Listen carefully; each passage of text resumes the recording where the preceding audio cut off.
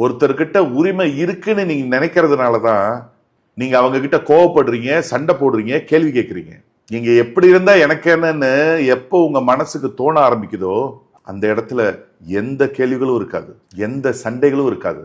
உங்களுக்கு நடுவுல அமைதி மட்டும்தான் இருக்கும். சார், நான் ஒருத்தர்கிட்ட பாசம் காட்டுறேன், ஆனா அவங்க அந்த பாசத்தையே தொல்லையா நினைக்கிறாங்க. ஸோ இது இப்போ இங்க யார் மேல தப்பு? என் மேல தப்பா இல்லை அவங்க மேல தப்பா? ஓகே, பாசத்துக்கும் தொல்லைக்கும் வித்தியாசம் தெரியாதவங்க கிட்ட நீங்க எவ்வளவுதான் பாசத்தை காட்டினாலும் அதை குப்பைக்கு சமமா தான் அவங்க பார்ப்பாங்க.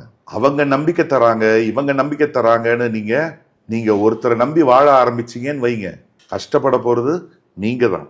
யாரையும் நம்பி வாழாதீங்க, உங்களை நம்பி மட்டுமே வாழுங்க. உங்களை பொறுத்த வரைக்கும் ரியல் மெச்சூரிட்டி தான் என்ன sir?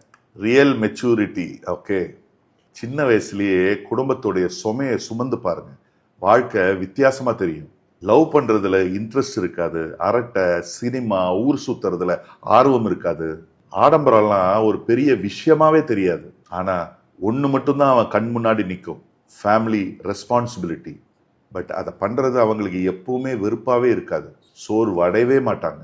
These responsibility make you mature, not your age. Sir, பசங்க ரொம்ப சாதாரணமா சொல்ற பொய்னா எதை சார் சொல்லுவீங்க? சூப்பரா, நான் ரொம்ப நல்லா இருக்கேன்ற பொய்யை மட்டும் அழுத்தம் திருத்தமா சொல்லுவாங்க. ஆனா அவனுக்கும் அவன் ரூம்ல இருக்கிற கண்ணாடிக்கு மட்டும்தான் தெரியும் அவனுக்குள்ள எவ்வளவு கஷ்டம் இருக்குன்னு.